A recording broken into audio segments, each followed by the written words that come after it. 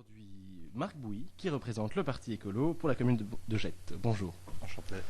Alors, tu es secrétaire politique de la locale à Écolo-Gette. En tant que profession, tu es conseiller politique pour la ministre de la Jeunesse. Et tu étais enseignant et maintenant tu es en détachement. Tu te présentes 7e sur la liste écolo à Gette. Alors, je te rappelle le principe de l'émission. Tu as 1 minute 30 pour répondre à notre première question. Ensuite, en fonction de ta réponse, on te posera différentes questions. Si tu es prêt, on peut commencer. Je suis prêt. Alors, si le Parti écolo remporte les élections à Gette, quels sont les 3 projets ou initiatives en matière de culture pour les jeunes que tu comptes mettre en œuvre ? Alors, il y en a bien plus que 3. D'ailleurs, je vais essayer de déborder malgré la règle. Mais donc, déjà, une première action qu'Écolo-Gette souhaiterait mener, c'est déjà un cadastre des infrastructures. Alors, à Gette, il y en a un qui n'est pas mis à jour, mais donc un cadastre des différentes infrastructures communales, mais aussi privées, à partir du moment où les associations ou peut-être même certains propriétaires privés accepteraient de prêter leur établissement, afin déjà de pouvoir partager les espaces et que ces espaces puissent devenir multimodales. Donc un cadastre, et ce cadastre-là pourrait se retrouver sur le site de la commune en termes d'information à tout public et entre autres à la jeunesse. Une deuxième revendication et volonté forte que Écolo-Gette propose, elle est entre autres pour la jeunesse, mais on pourrait la conjuguer ou la décliner sur plusieurs thématiques, mais c'est la création d'un conseil consultatif de la jeunesse.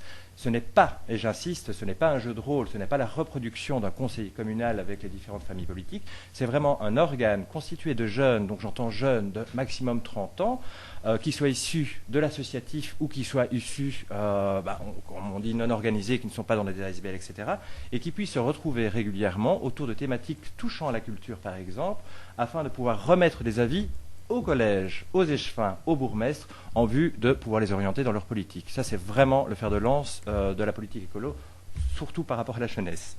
Alors, il y a quelque chose qui me paraît primordial. Il existe la SBL article 27 qui participe de l'accessibilité aux plus démunis de la culture. Mais il y a quelque chose qui est fondamental et qu'il faut pouvoir revendiquer et construire, c'est qu'il y a l'accessibilité financière, mais il y a aussi l'accessibilité en termes de codes, de normes.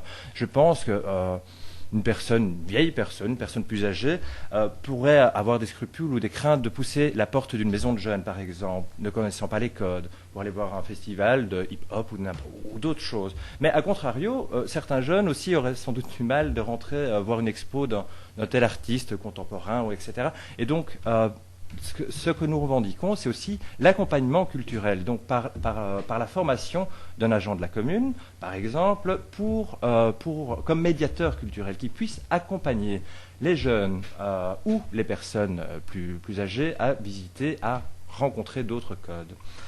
Alors j'ai une toute petite, c'est la 4e, c'est là que je déborde un tout petit peu, toute petite, là c'est un coup de cœur, mais quelque chose, je trouve, de très important, on parle de culture, on parle de jeunesse, c'est la construction d'un discours collectif qui puisse être assumé. Et quand on parle de culture, il faudrait une plateforme, pas spécialement physique ici dans ce cas-ci, qui puisse permettre aux jeunes de s'exprimer, mais aussi de présenter leurs œuvres. Et donc c'est là que je fais un appel peut-être à Radio Vibration pour peut-être nous soutenir en termes d'information dans un premier temps, pour pouvoir réaliser une radio associative ou une web radio sur Gette. Donc voilà. Donc 4 mesures, il y en a encore d'autres, je pourrais continuer. Voilà. Bien. Alors, comment comptes-tu attirer ce public jeune ? Donc, tu nous as parlé de décrypter les codes de différents lieux, par intergénérationnel en fait. Mais comment tu comptes attirer ce public jeune en matière ici de promotion, de publicité de ces événements ? Alors, il y a deux aspects. Il y a l'aspect information. Donc, il y a différents outils. J'en ai cité un tout à l'heure, le site internet de la commune, mais il y a aussi une brochure. Donc, en termes d'information, donc de pouvoir proposer une information largement. Je ne dis pas qu'il ne se fait rien actuellement. Au contraire, il y a des choses qui se font, mais peut-être avoir une particularité par rapport à la jeunesse, les événements que la jeunesse porte. Là, j'ai un petit trou. Donc, je suis désolé. Donc, ce Oui. n'est pas grave. Au niveau de la publicité, de la promotion de ces événements, donc tu me parles Voilà. comment Je attirer les jeunes tout à fait. vers, par exemple, le Conseil de jeunes à venir Oui, tout à fait. participer au Conseil Mais jeunesse. voilà, donc je retombe sur mes pieds, merci d'avoir répété la question. Mais c'est aller là où les jeunes sont. Il y a des jeunes qui se retrouvent déjà dans des maisons de jeunes, qui se retrouvent déjà dans des associations sportives ou sur un terrain de basket ou dans un parc, sur un banc. C'est pouvoir aller les rencontrer également et leur proposer justement pas un projet clé sur porte, mais un peu comme le travail que les associations font, mais pouvoir s'intéresser à eux, dans l'idée de pouvoir structurer peut-être un projet qu'ils ont envie de mener, de les soutenir et après de les laisser s'envoler. Et à partir du moment où on crée cette dynamique-là, je suis persuadé que la jeunesse se réinvestira. Et elle s'investit déjà, mais elle se réinvestira, entre autres par rapport au Conseil de la jeunesse dont je parlais tout à l'heure. Alors, dans un contexte de crise financière Oui. comme nous traversons actuellement, je ne peux pas passer à côté de cette question. Comment comptes-tu financer cela? Par exemple, tu me parlais De la formation, par exemple. du médiateur Oui, culturel, tout à fait, par exemple. Tout à fait. Mais il faut bien le rémunérer, cet homme ou cette femme. Oui. Comment comptes-tu trouver le financement pour réaliser ces projets? Alors déjà, de prime abord, je pars du concept que la culture, comme l'enseignement, comme d'autres matières non personnalisables, sont des matières qui ne sont pas rentables au sens marchand du terme. On n'est pas dans on est dans un investissement pour le futur. Donc l'idée que la culture apporte de l'argent, ne fût-ce que pour être en équilibre, voilà, peut être interpellant, même si on ne doit pas jeter l'argent par la fenêtre, surtout actuellement. Et donc, de là, c'est une volonté politique, c'est un choix de société, c'est un choix de la commune, mais c'est aussi un choix des communautés de pouvoir s'orienter vers l'investissement à long terme par rapport à la jeunesse et la culture. Et donc, moi je dirais, à partir du moment où la volonté est suffisamment forte, plutôt que de mettre des sous dans des caméras en rue pour surveiller une sortie d'école, un carrefour ou un endroit dit insécurisé, cet argent-là peut servir à autre chose. Donc l'argent, il y en a, il faut peut-être le dépenser mieux, autrement. Autre chose, il y a aussi des liens à faire avec les communautés. Entre autres, la communauté française permet, sous différentes casquettes, de soutenir à un moment donné des projets culturels. Maintenant, l'idée, ce n'est pas d'être sous perfusion. À un moment donné, il y a une recherche peut-être de financement autre part à faire, peut-être dans le privé, sans se faire récupérer. Mais donc, je crois que la jeunesse, l'associatif, doit pouvoir garder son indépendance, ne doit pas être sous perfusion d'un parti en particulier ou d'une compétence d'un ministre, sinon on perd la créativité, mais par contre doit pouvoir aller taper aux portes qui leur sont offertes, ou en tout cas celles qu'ils doivent chercher, vu que ce n'est pas spécialement facile. Et en matière communale, là, si le parti écolo a l'échevinat de la culture, si ses partenaires, vu que ce serait une coalition, arrive à être convaincu, mais on se battra pour. Là, il y a des volontés politiques fondamentales qui pourraient être choisies dans cet objectif-là. Alors, de quelle manière le parti écolo à Jette te soutient dans cette prise d'initiative? Autrement dit, en fait, on pourrait même dire comment est-ce que Écolo Jette voit la culture autour? Donc, juste pour préciser ici, donc je me présente à Libération pour parler de la jeunesse et de la culture, mais je représente en fait tout un groupe. Donc, nous sommes une liste de 35 militants, personnes sur la liste, et bien d'autres qui ne sont pas dessus mais qui sont là en soutien.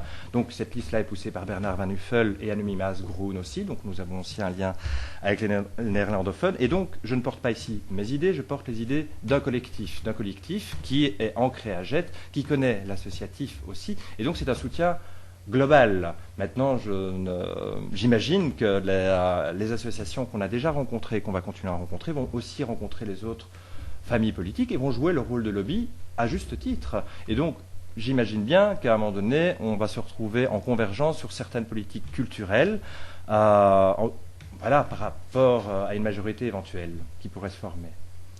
Alors, maintenant, d'un point de vue plus général, on peut estimer que, et beaucoup estiment en fait, que les jeunes ont un problème d'image, de reconnaissance, que ce soit dans leur travail, leurs travaux artistiques ou professionnellement. En quoi est-ce que les projets dont tu me parles va permettre de les remettre au centre des attentions et de les remontrer d'une manière positive ici. Oui, eh ben, c'est une thématique très particulière, très intéressante, et c'est souvent le serpent qui se mord la queue. Hein. Donc là, je vais faire le lien avec les médias, je vais faire le lien avec l'image de la jeunesse, vu que les médias, voilà, actuellement, donc les masses médias, je ne parle pas les médias plus proches justement de quartier, radio associative, radio vibration, bien au contraire, mais les masses médias ont une fâcheuse tendance à souvent faire la une ou un gros titre avec un jeune qui a cassé un abribus, alors que à contrario, il y a de ça 2 ans, 8 000 jeunes, rassemblement pas trop, on n'en a pas parlé. Il y a eu les 20 000 scouts, on en a parlé une fois, voilà, enfin un week-end. Par contre, un jeune qui casse un abribus ou qui délinque, et ça arrive, le droit à l'erreur aussi, maintenant on ne va pas rentrer dans ce débat-là, mais donc voilà, donc je crois qu'il faut pouvoir valoriser ce que font les jeunes. La radio, c'était une des actions, est possible. Le fait que les jeunes puissent se positionner aussi publiquement et porter une parole collective avec l'associatif leur permettra aussi au sein de la commune de pouvoir montrer ce qu'ils font et du coup tous les habitants de la commune aussi de pouvoir s'en rendre compte. Donc je parlais aussi de la brochure du Jet Info tout à l'heure. C'est une des manières de pouvoir visibiliser les actions positives que les jeunes font et donc du coup là, le serpent se mord la queue dans le bon sens. Hein. Du coup, on valorise la jeunesse se sent soutenue et arrive avec un potentiel, et ce potentiel-là peut grandir avec le temps. Donc vraiment, pour moi, la jeunesse, c'est le potentiel. Hein. Il ne faut pas le brider, il ne faut pas le cadenasser, et donc il faut pouvoir valoriser cette jeunesse. Alors, on arrive déjà au terme de cette interview. Je vais te poser la dernière question. Est-ce que tu organises dans ta commune, ou ton parti organise dans ta commune, un événement qui a pour but la découverte d'un style musical particulier, d'un genre musical particulier?